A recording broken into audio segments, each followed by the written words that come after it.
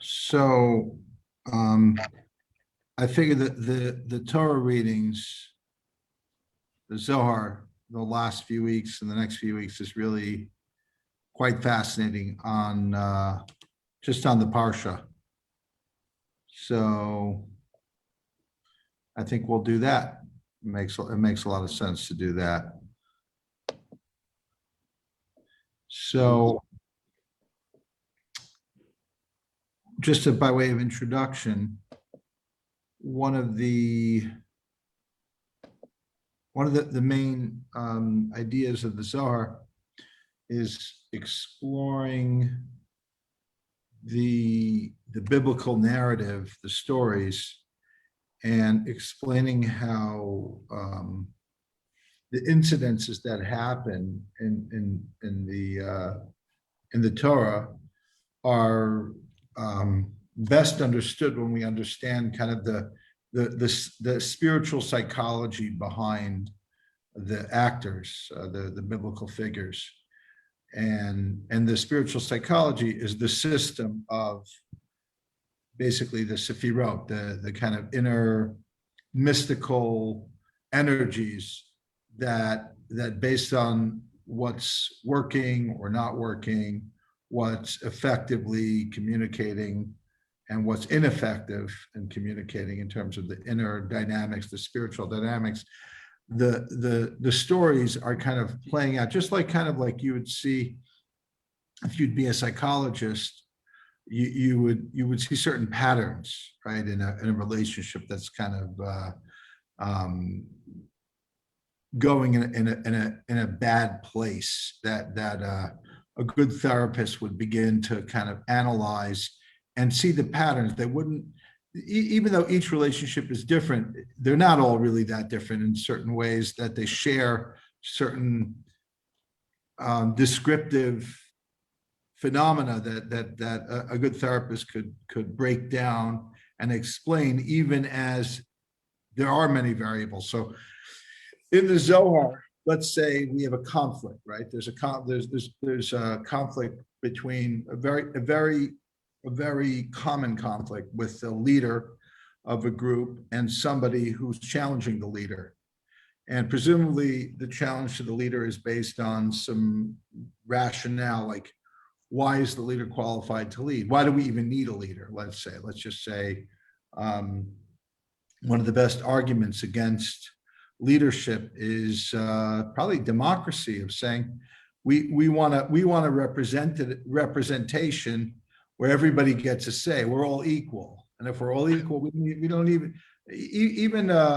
what do we call our democracy? It's not a true democracy theoretically. It's a representative democracy. Representative democracy. Say, maybe it's time to do this Trump and this Biden, these alta cockers, right? That's one thing they have in common. The two old men. What do we really need this anymore? Can't we go and have a true democracy? Do away with the presidency. Okay. Who made that? Who was the first one to make that challenge? Anyone? Are you talking about the Parsha? I'm talking about the Parsha, yeah. Yeah, Korach. Well, Korach is the one who's talking. Korach challenged Moses not just by saying, who are you, to make yourself the leader. He challenged him by saying something very progressive that even till today in the United States, we're still not ready to do, which is, we're all holy and God is in our midst. So why do you need to elevate yourself? He had a pretty good argument. And Moshe doesn't respond to this argument in a typical fashion by saying, well, this is a better system if we let everyone, and the Medrash points out that he never really meant, it's a good argument, but he didn't mean it. He didn't mean to really, he wanted to be the leader, but that was his way to get the general population behind him, was to make an argument like that. Okay, that's a Medrash. Let's go a little deeper. The Zohar says, what's bothering Korach? We understand there's power dynamics in every group. We got that already. We don't need the Zohar for that. But we want to understand the underpinnings of what did he think that he was internally that should have been higher than what Moshe represented internally. So because that's the way of the Zohar, we almost switch out the individual person for a part of a story that we call an identification with a particular sphere. So like in Jungian archetypes, it would make sense that, let's say, he's fighting with Aaron even more than Moses. So Aaron represents the priesthood. The priesthood is associated with with chesed, with kindness. That's what the priests, David Barrett and Ted Cohen, as representations of the finest and the best of the Kohanim, can tell you that to be a Kohen is to be a person of love. And what does Korach represent? He's a Levite. What do the Leviim do? So they had a certain service in the sanctuary, in the Mishkan. It wasn't as prestigious as the Kohen. They got to carry things. They got to construct, help with the putting together of the temple and transporting it. And they also had a role to play in the song. And then in the Beit HaMikdash, they stood guard over the Beit HaMikdash. They're explicitly replacing the Bechor as a certain, like, they have a special schus. They do. And in fact, I'll tell you something interesting. A lot of us don't know that. Zev and I are Leviim. So when it comes to Birchas Kohanim, to the priestly blessing on the holidays, and really it should be every day, that's a whole nother conversation why we don't do it every day. We'll wash the hands of the Kohanim before they make the priestly blessing. What happens if there are no Leviim? Which I wouldn't know because I'm a Levi. So if I'm ever there, I would just, I wouldn't know it unless I looked it up in the Rambam or whatever it is, the Shulchan Aruch. So the halacha technically is that the Bechor, a firstborn, would replace the Leviim in washing the Kohanim's hands. That's practically one of the few leftover concepts of what Zev was talking about the right of the firstborn. There's still other things that the firstborn have a right to, but the Leviim did take over the role of the firstborn. Leviim and the Kohanim to some extent. So, but what's the archetypal representation that Korach is a stand-in for is a concept of might and strength, which is associated with Gvura. Gvura means strictness, severity. Now, that's why, interestingly enough, the Zohar in other places says that a Kohen doesn't drink wine, particularly before they do the service. But a Levi, this is the Chiddush of the Zohar, a Levi should drink wine. Why? Because wine is a depressant. Isn't wine really a depressant? Downer, what is wine? Yeah, it's a depressant. Alcohol is a depressant. Depressant. So it's like, it's a depressant, but it also makes you happy. I don't know. I don't understand how that works. Well, it mitigates the force of the koach of the gvura. It depresses the force. It mellows it. It mellows it. So what happens is, in the person that has this severity, when they have the wine, it mellows them, like Zev says. But in somebody who's already mellow, is already loving, the wine is not beneficial. It's harmful.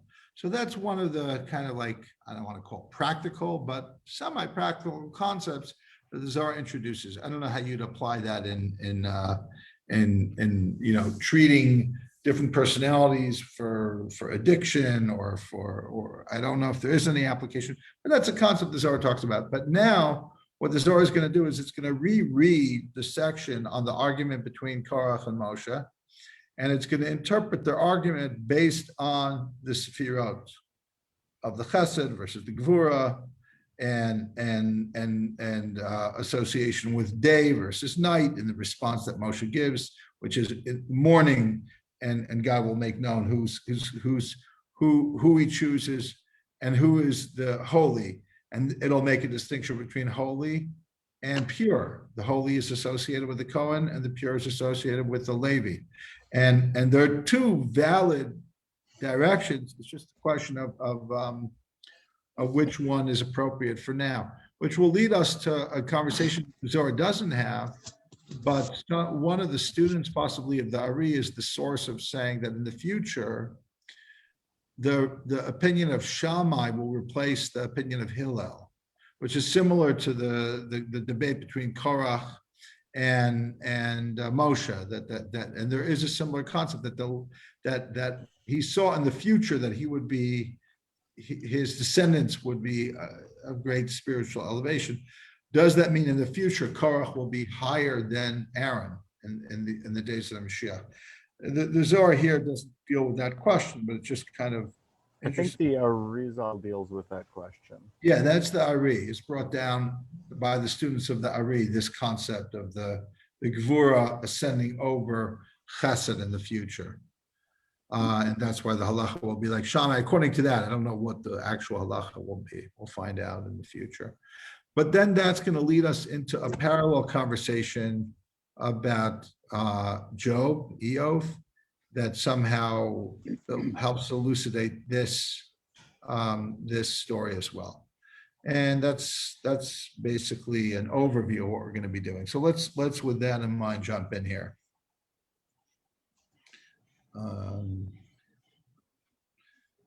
Rabbi Abba open.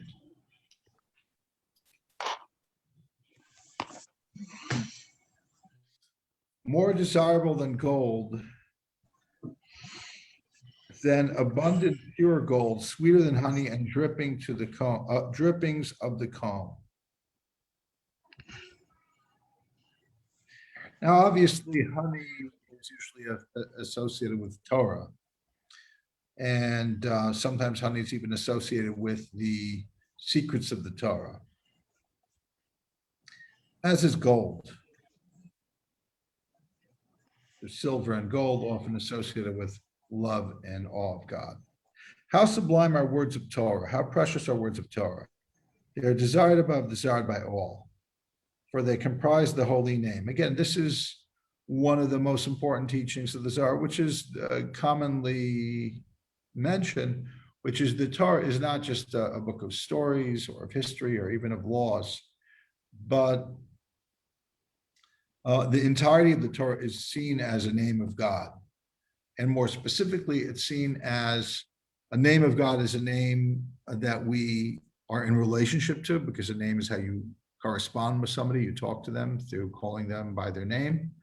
And the name of God that is the Torah is really the variety of divine revelations as they're processed within each other and prophetically by the prophets and by the people who study the Torah, who are in kind of like it's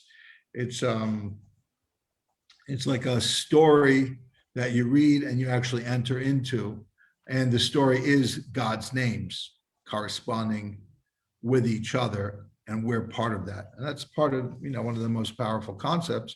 And it's all based on the idea that we're created in the image of the divine, and then God put his names into the Torah. So come and see. Whoever engages in Torah grasps the tree of life. Grasping this, he grasps all. There's a concept in, I don't know if it's the Talmud, if you, it may be Kabbalah, if you hold on to a person, if you hold on to part of them, you're holding on to all of them. So if you're holding somebody's hand, are you holding their hand like a disembodied hand? No, their hand is them in the sense that they're holding on to you. Or I think the way that Tanya describes it, and maybe quoting the Zohar, is if you hug the king, even though the king is wearing their royal robes, we don't say, you're hugging the clothing of the king. No, we say you're hugging the king because the king is in his clothes. So here, the concept is if you hold on to the tree of life, even a part of there's a branch of the tree of life. Don't think that, well, I have a connection to some part. No, the part is the whole. The part connects to the whole, especially when it comes to the tree of life, because that's one of the differences between the tree of life and the tree of knowledge is the wholeness of it. We welcome David Newton. What are they asking the word all? What is the word? The word, so it says, by holding on to the tree of life, which is the sephirotic tree, it says you're holding on to all, and another word for all is yesod. So basically, it's based. Yeah. The word saying kol, by hugging the tree of life, you should hold on to this tzaddik. Yeah, David is correct when I know that puts a strange connotation.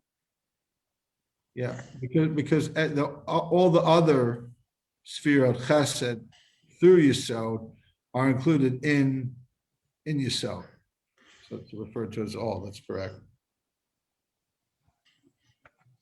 And this is a very classic statement, or Yitzchak said, whoever, and by the way, we're doing Parshas Korach, David. And I just want to mention that we have a sponsor for tonight's share. I know we've already been at it for some time, but I'll mention now that Jody Teicher, a dear member of the shul, sponsored tonight's learning in memory and for the schut, Aliyat Neshama, of her father, Chaim Ben Naftali Halevy. So it's interesting, we're talking about Levium.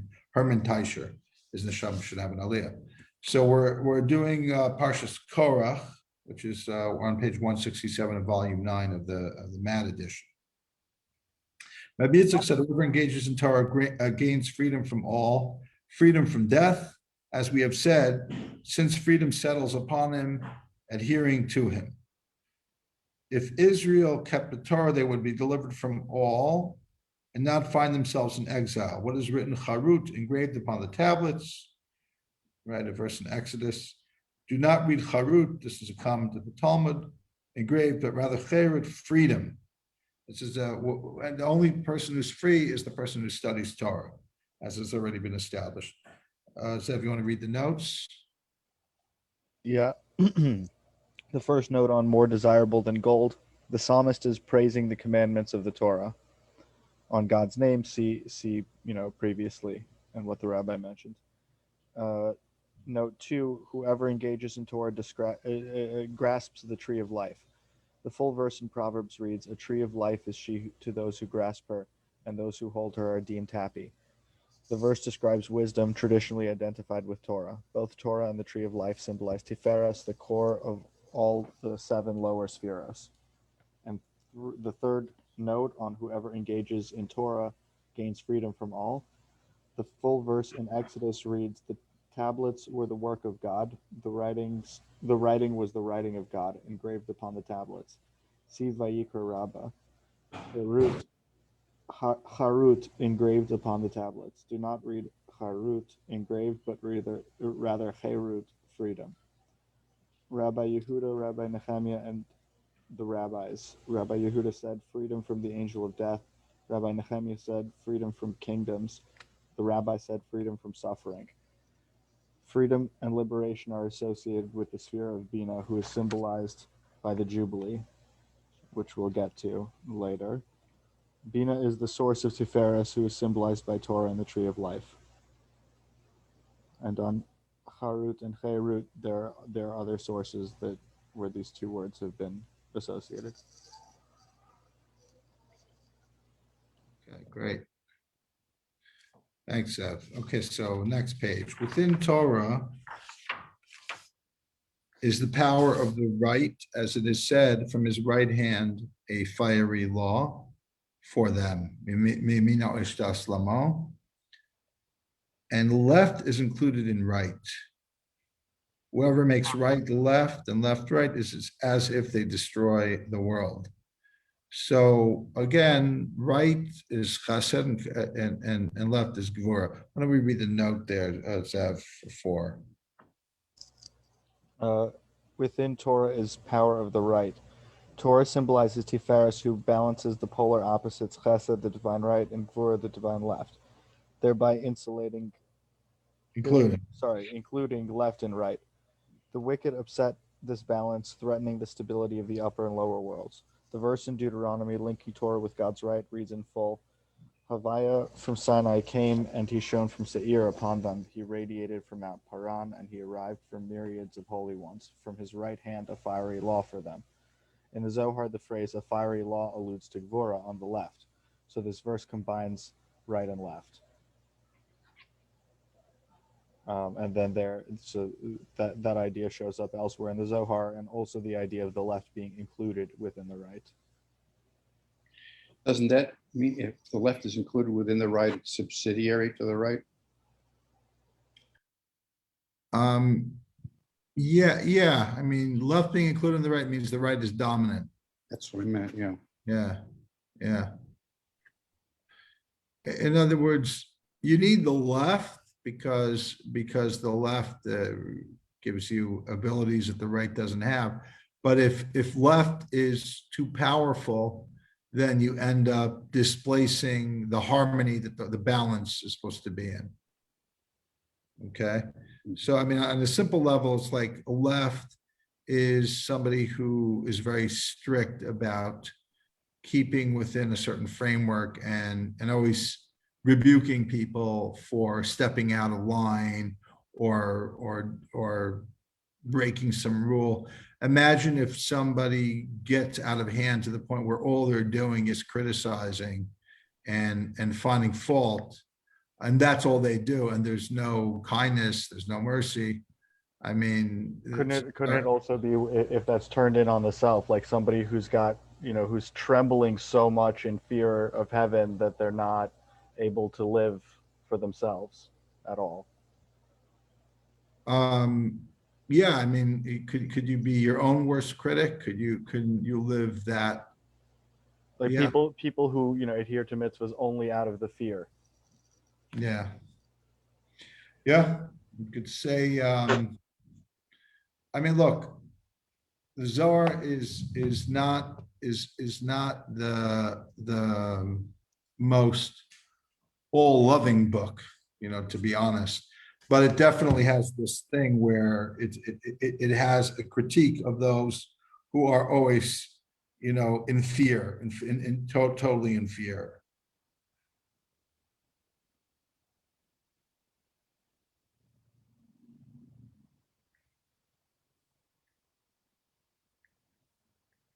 Okay, let's go on.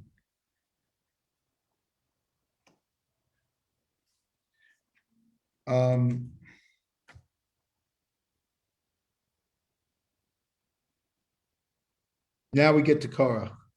Come and see. Aaron is right, Levites are left. Korach sought to change right into left, so he was punished. Furthermore, he possessed the evil tongue, and he was punished entirely. Rabbi Yehuda said, left is always included in right. Korach sought to change the arrangement of above and below, so he was eliminated from above and below. Go ahead, Zev, read notes 5 and 6. Aaron and all the priests symbolize Chesed on the right, whereas the Levites symbolize Gvura on the left. Korach and the Levites challenged Moses and Aaron, saying, you have too much, for all of the community are holy, all of them, and Havaya is in their midst. Why should you raise yourself up over Havaya's assembly? Thereby he sought the priesthood on the right for himself, a Levite on the left. Furthermore, by harshly criticizing Moses, saying, why should you raise yourselves up over Havaya's assembly? Korach was committing the sin of evil speech, or of the evil tongue, Lashon Hara. And 6, left is always included in the right, so that the harshness of the judgment of the left may be assuaged by Chesed on the right. By seeking greater power for the Levites on the left, Korach was threatening this cosmic arrangement, endangering all. Fittingly, he was eliminated from above and below, perishing here below and losing his share above in the world that is coming. According to Mishnah Sanhedrin, in the name of Rabbi Akiva, the company of Korach has no share in the world that is coming. That's fascinating. If you think about what's the most famous commentary, arguably, on the 10th chapter of Sanhedrin, is the Rambam, and of that chapter, what's his most famous section is his 13 articles of faith of what a Jew believes. And it's because that section talks about who's not getting in the world to come. Is Korach getting in? Apparently, according to one opinion, he isn't. Comes the Zohar and says, let's understand what that really means. That really means is that what Korach did is not just a sin, because he didn't say, here, the law is like this, he did like that. It's rather, he tried to affect and did affect negatively the what is higher and lower, or what should be higher and lower. He tried to undo that balance and make what's lower higher in a way that was not just detrimental to the leadership position vis-a-vis Moses and himself in the generation of the Jews who left Egypt, but also cosmically in the spiritual realm. I don't mean cosmically in space, but in the spiritual realm, he was doing damage there as well. So when it says he was not granted a place in the world to come, it means the roots of what he did were so deep that they were on a soul level. Okay, let's continue. Korach took.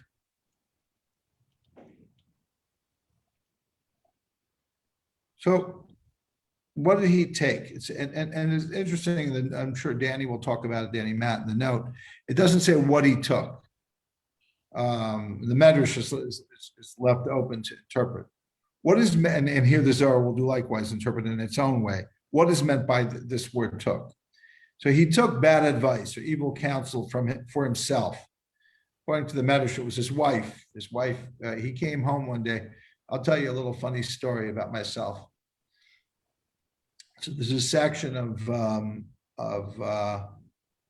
the Torah reading that talks about the sanctification of the Levium, or the purification of the Levium, the way that the Zohar would describe it. And it's kind of a little bit humiliating if you read that section. They shave their bodies, and the Kohen, it's like, it's not a pretty description. It's not a very elevating, at least for a 14-year-old boy to read this. I'm a Levi. When I read this, I think I was like looking ahead at the next day's reading. I'm like, I'm not coming into class tomorrow. I don't want, that's embarrassing. So apparently Korach was humiliated. He told his wife about this inaugural procedure that they did to him. And his wife said, yeah, that's Moses. He's humiliating you. And really you have a higher status than his family. And not only is he not sharing, he's taking way too much. And a woman speaking in your ear has a very powerful effect. And it could be for good, but it could also be for bad. It's funny because there is another story with a woman telling her husband what to do, which was actually later on in the story, when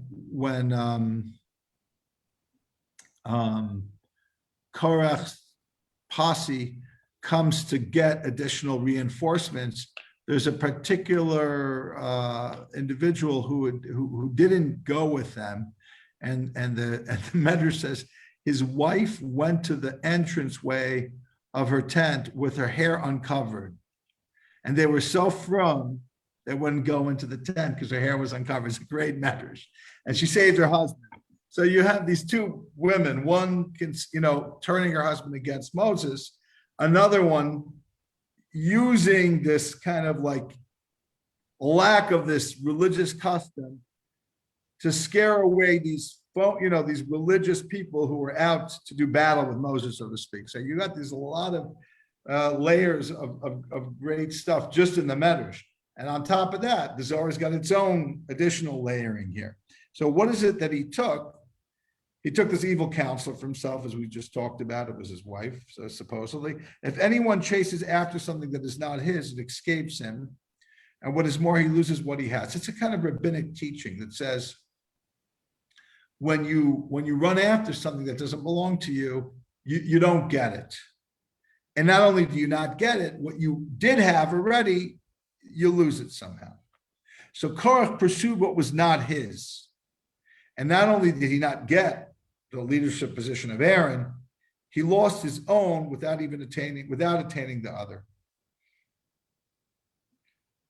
Now, what did Korach engage in? In dispute. In other words, what was the fight about? About fighting. You know, there's some people, by the way, if you really want to know what are they fighting about, they're fighting about their personality is one of argumentation. It doesn't matter what it is about. It's not about anything. It's about their desire to be in an argument. The Zohar is a beautiful concept. He engaged in dispute. What is meant by dispute? Division of above and below. In other words, what was his purpose?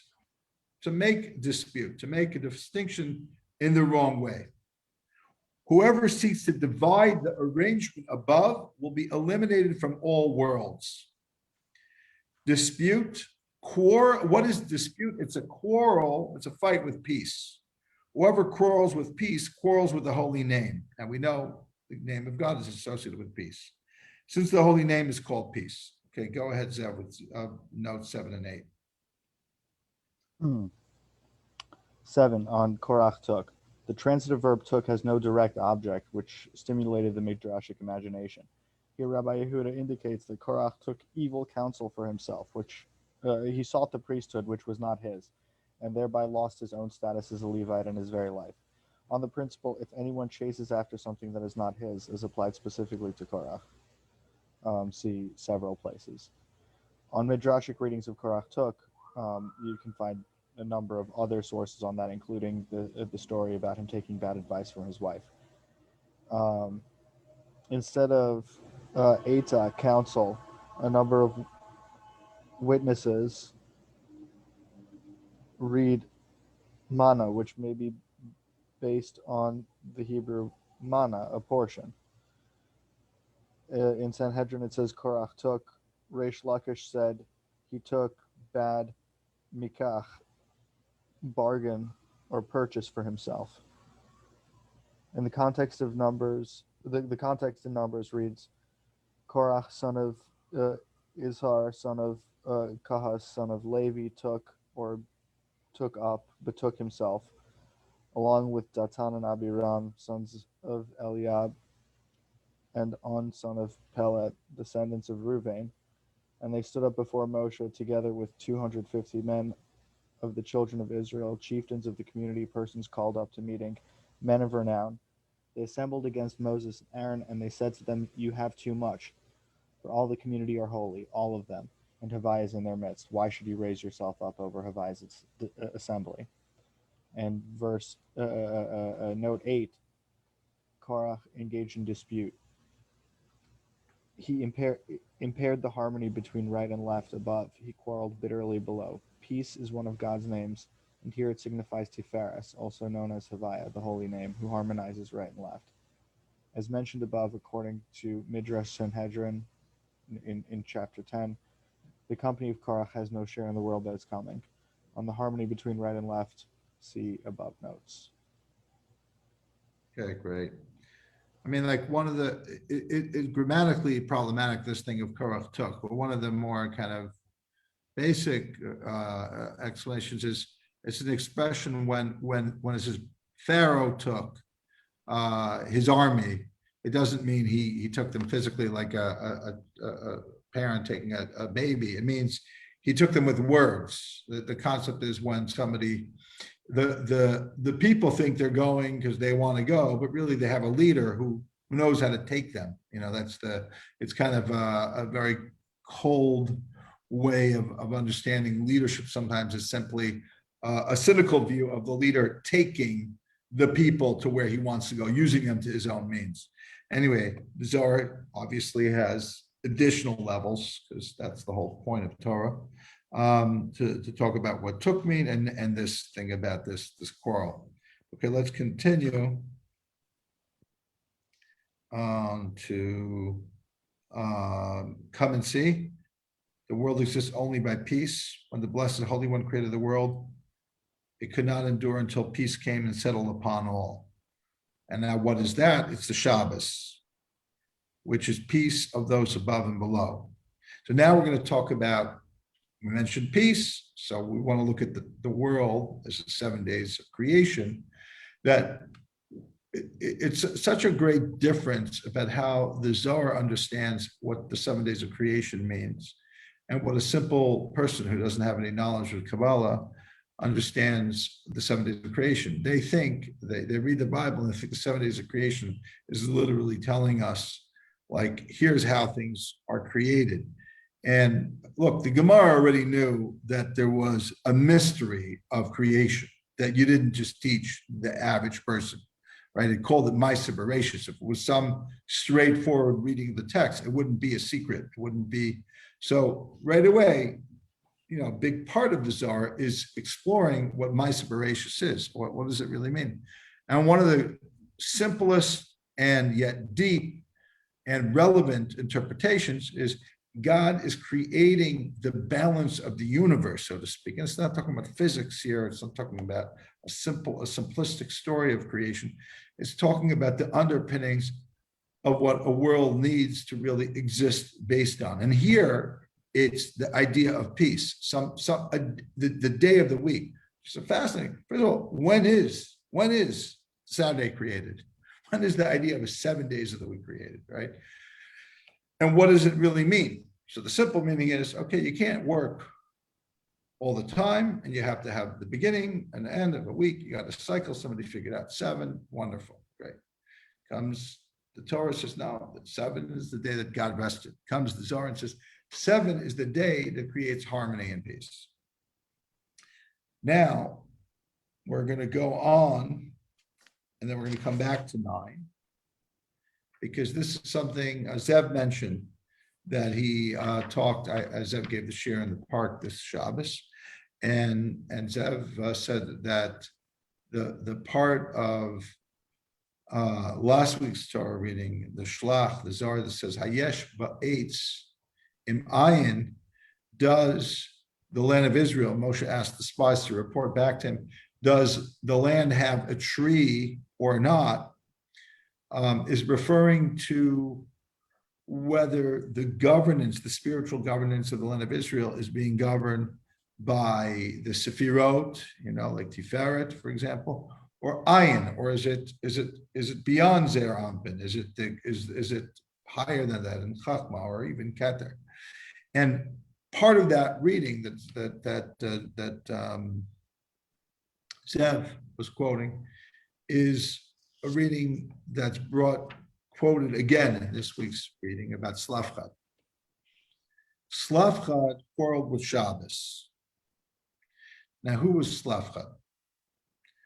The Torah tells us that the women who came to Moses and said, our father died in the desert, were really the daughters of Selafchad.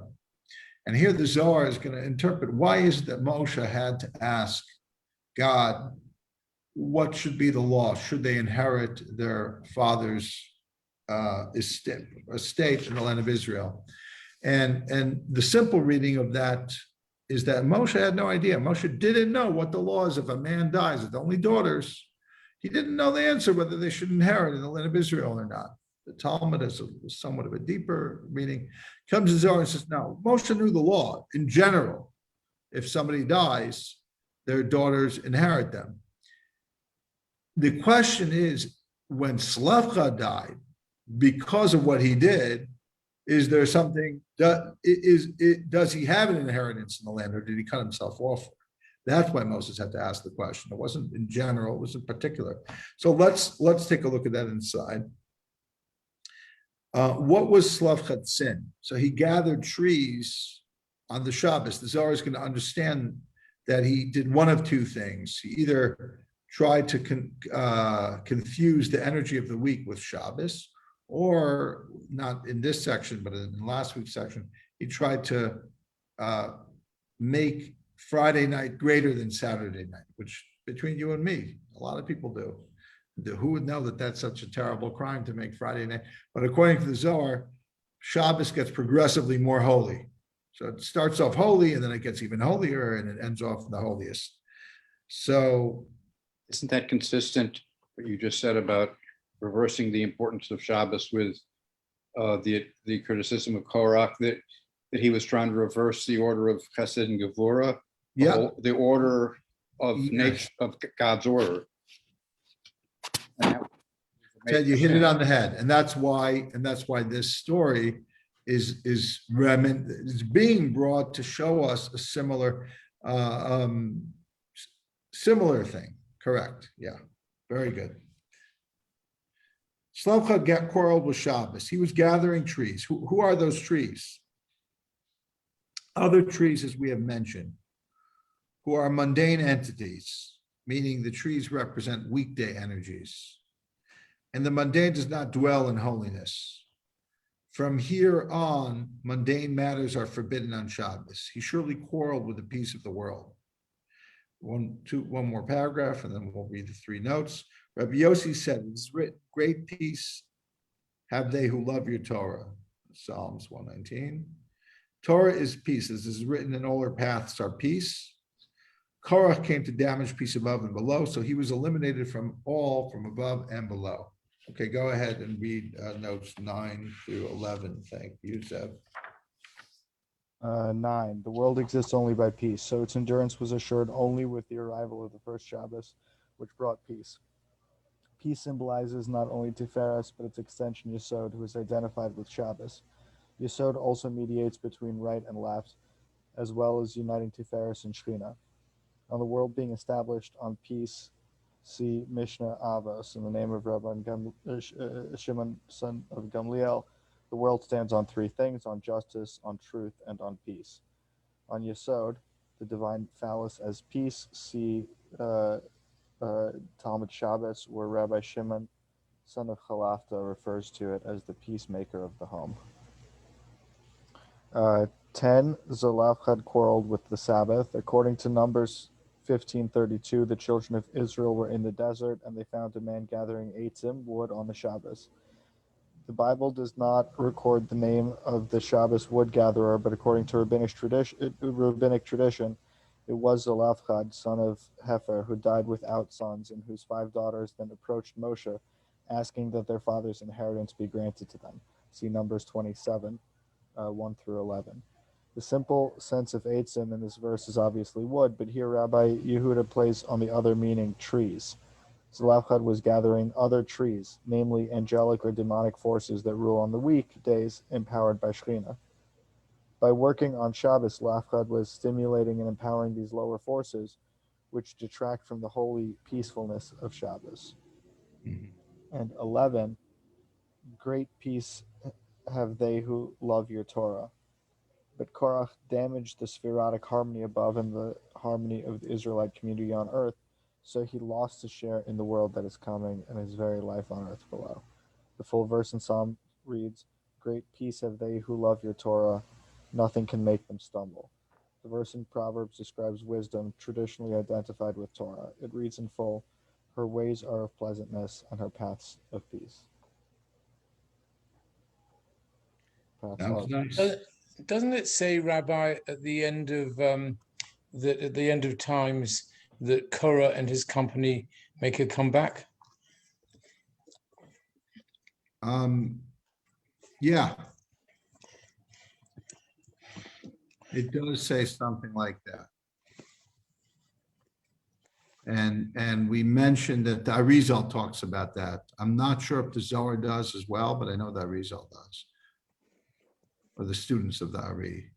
So he hasn't really lost his share in the world to come, because he. So it's a debate in the Talmud. So here, like, what's great about Torah is it could say on one page that lost his share in the world to come. The next page that he's going to be He's in higher. good standing. I saw Kedushas Levi say like the share in the world to come is aim, like play with the wording there. Mhm. What do you mean? Or maybe I'm getting it imprecisely. Aim like mother, like Bina? No, like ain as in Ein Sof. Oh. Maybe I missed something, but I think he was playing with doing the reversal with the wording on no share in the world to come. I'll find it and see if I got it or not. Okay, interesting. Like Ein Lo Chelek L'Olam Haba. Look, one of the great stories of Baal Shem Tov is when he heard that he doesn't have a share in the world to come, he started getting very happy. He said, I don't want to serve for God because I'm getting a share in the world to come. I want to serve God because I love God. So this is fantastic. I'd rather not have a share in the world to come. I'd rather just do what's truly the right thing. So yeah, I like that. That's an interesting Kedushas Levi. I'd like to see it, but it makes sense. So maybe it means ayin lo chelek. The no thingness is their portion rather than Zerampen, it's the transcendent. Okay. Maybe you could say that for people like Korach.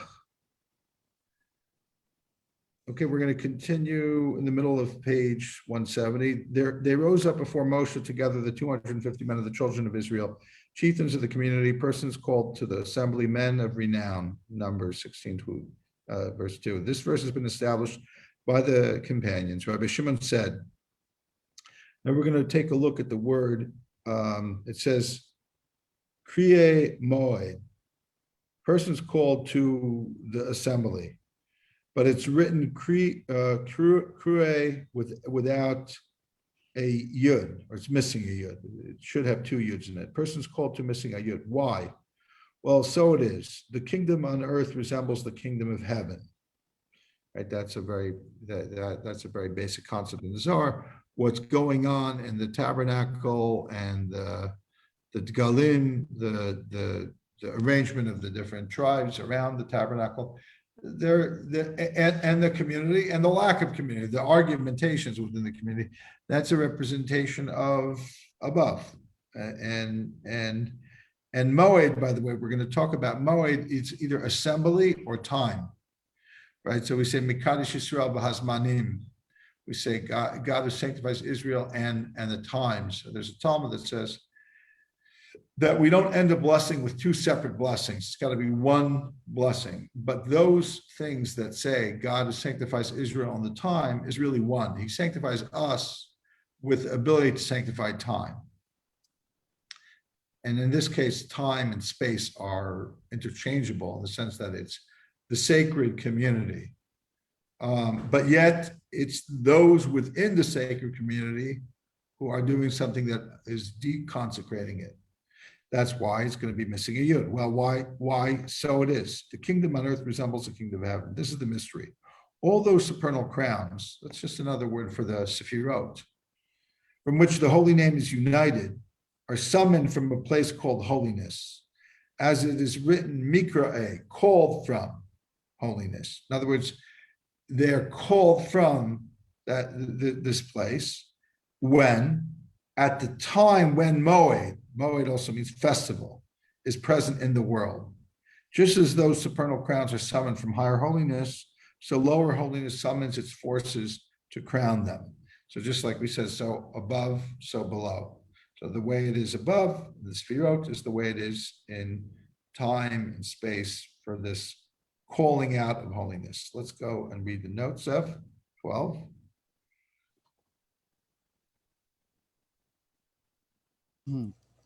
They rose up before Moses. Korach's faction includes Karyeh Moed, persons called to the assembly, namely heads of clans. In this verse, the word Karyeh is spelled without the first yud. And Rabbi Shimon interprets this deficient spelling as an alluding to Shekhinah, who possesses nothing of her own, but only what she receives from the spheres above her. The earthly kingdom, namely the arrangement of Israelites below, resembles the Shekhinah or Malchus, the heavenly kingdom. The Sephirotic crowns from Chesed to Yesod associated with the holy name Havaya are summoned from Chachma, who is known as holiness. This happens at a time of Moed, which means not only assembly, but also festival or appointed time, namely on Shabbos and festivals.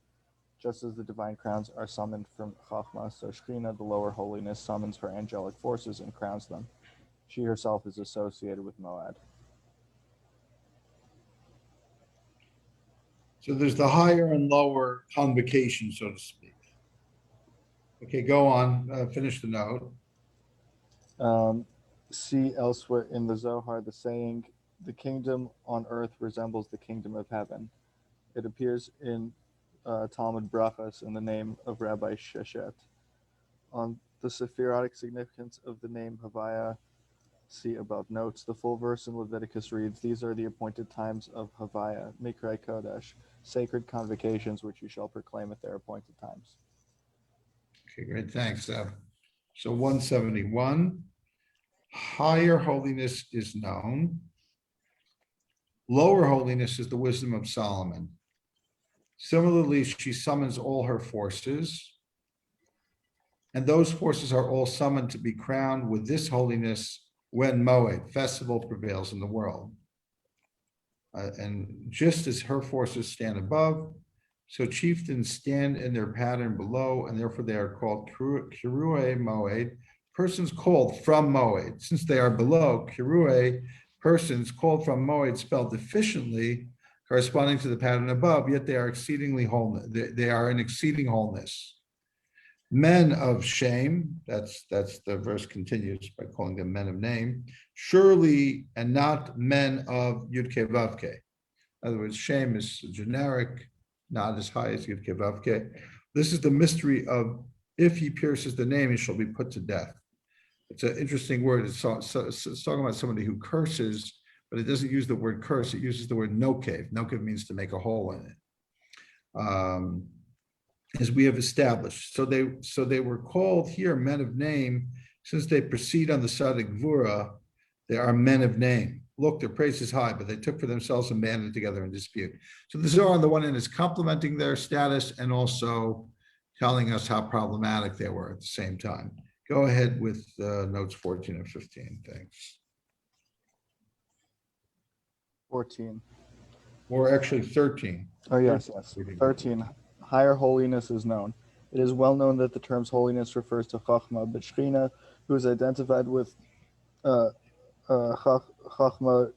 Shlomo, the wisdom of Solomon, is called lower holiness.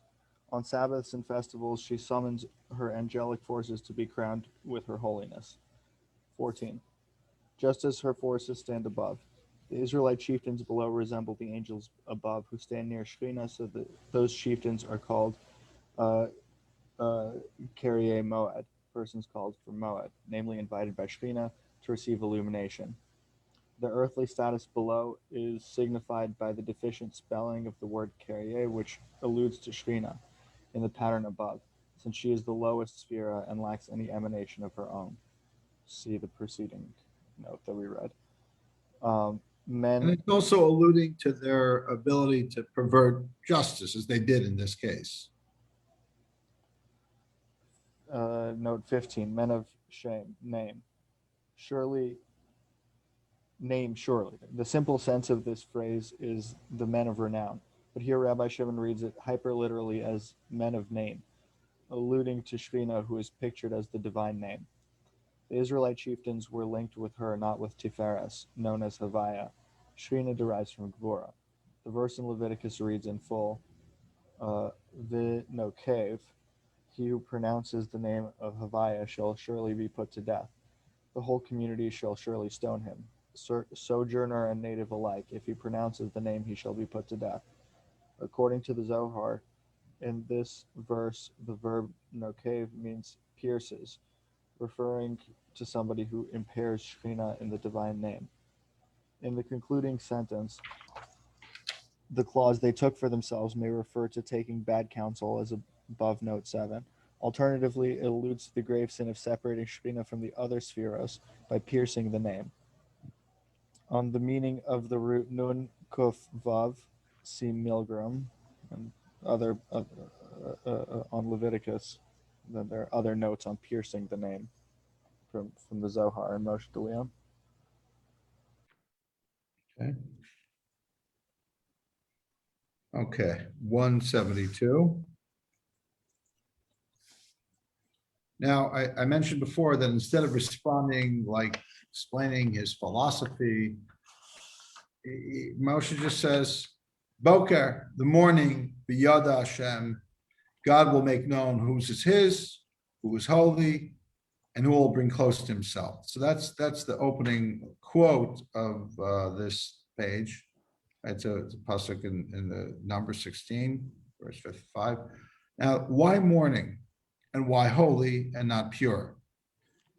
So, well, they come from the side of pure, meaning the Levium are associated with purity, and the Kohen and the priest is holy. Moses said, come mourning. What's this? Since then the crown of the priest, meaning the sphere of the priest, association of this of chesed, is aroused in the world. We know every morning there's like a association of kindness. Yes? If you are priests, here is mourning. Perform the service of mourning. In other words, if you really are the priest, then you could do this. But obviously they weren't. Then Yud Kei Vav Kei, that name of God, will make known who is his and who is holy. Who is his? Unspecified, namely the Levites, and who is holy? The priest. In other words, who is his? Could be the Levium are his, but the holy are the priests. Then he will bring close to himself. The only one who can discern the matter is mourning. This is the level of mourning. If you are destined to remain on the side of din, of judgment, mourning will not tolerate you, for that is not its time. For you are destined to remain on the side of chesed. And I'm sorry, if you are destined to remain on the side of chesed, then it's surely its time, and it will remain with it, and it will accept you. How? By ketoras, incense. Now, really, this is skipping ahead. When the Jews started complaining that Atem Amisim Esam Hashem, after the Korach and his crew were either swallowed or burnt, the people started saying Moses is responsible. Moses and Aaron, they're the ones who God is just manipulated by Moses and Aaron. Moses and Aaron are guilty of killing these people. So God tells Aaron, a plague breaks out, a massive plague. And to save them, God instructs Moses to tell Aaron to take a incense pan and go about the camp with burning this incense, and that'll take away the deadly plague. So it's bringing that right in, even though there's chronologically it's got some time before it happens. How? By ketoret, incense. For incense requires a best man, so that all, what's the word ketoret? Iskatra may be bound together. It's a play on words. What's translated usually as incense, also in the Aramaic, has the root of like knotted or bound. By him and joined. Who is the best man? The priest. Thus, the man whom God chooses, chooses, he is the Holy One, and it's not the pure one. It's not the Levites. They are two rungs, holy and pure. The priest is holy, the Levite is pure. Thus it is written, he is the Holy One, meaning the priest. Okay, go ahead and read the notes 16 and 17. Zev. 16, come morning. The context in Numbers reads, Moses heard and fell on his face. He spoke to Korach and all his company, saying, come morning, Havai will make known who is his and who is holy. He will bring him close to himself, and him who he chooses he will bring close to himself. Do this, take fire pans for yourself. Korach and all your company place fire in them and put incense in them before Havai tomorrow. And the man whom Havai chooses, he is the Holy One. You have too much, sons of Levi. Rabbi Shimon explains that the description holy alludes to the priests, whereas pure alludes to the Levium. The priests are symbolized by chesed, whose flowing light is associated with mourning, whereas the Levium are symbolized by gvura, or din, judgment. By saying, come morning, Moshe was challenging Korach to prove whether he was destined to remain on the side of chesed pertaining to priests. The clause, who is his, unspecified, means that the Levite is not described specifically as holy. And the distinction between holy and pure, see elsewhere in the Zohar.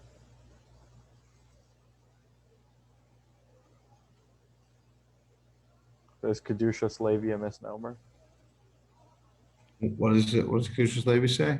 No, I'm saying, is it a misnomer? Like, is it if he's saying that the priests are holy and the Levium are pure instead? I don't know. No, the priests, I mean, that's what the Zohar just said, the priests are holy. Yeah. Never mind.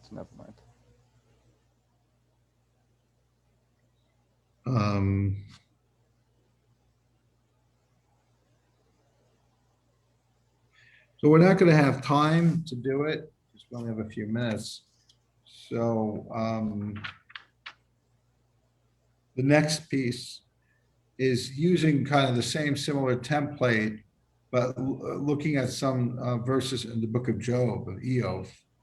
And he had these friends who were trying to answer his issues with God. And one of them in particular, Elihu, was, in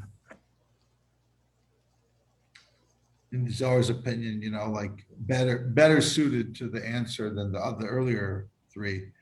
And Zohar reinterprets a lot of that kind of back and forth with this kind of, Sephirotic understanding as the template, and connects it to our story. Rabbi, may I ask the significance of the break from the sentence structure on page 173? They fill on that page? The next few pages, what he'll do is there'll be a verse and that's quoted, and he'll use that, like he'll juxtapose that to the regular text. I don't know if that's Danny's thing. I don't have the actual Aramaic Zohar in front of me. It may just be like, here's the verse, and then the verse is in the Zohar. It's just kind of easy on the eye almost, He does that a bunch of times. So you can see that again on page 176 and Oh, yeah. and 183. Yeah, he does that. Emphasis. Yeah, it's a biblical quote that is not just any biblical quote. There's plenty of biblical quotes he's not doing that for, but it's a continuation of the same story about this incident between Korach and Moses. So he's like highlighting it. Yeah. Okay, well, this is great learning for us. It's always a merit for us that our learning should be a merit for Klal Yisrael. If I'm not entirely mistaken, I think Jody's father, in whose memory we were learning, was also a Levi. He was a Levi. He was. Yeah. And by the way, it's not putting down Levium. It's just saying the Levium. We have to know our place. We're second class. No. We're great, but we're just not the greatest. That's the way we got to remember who you are. Pure is not bad. As a hand washer, I'm good.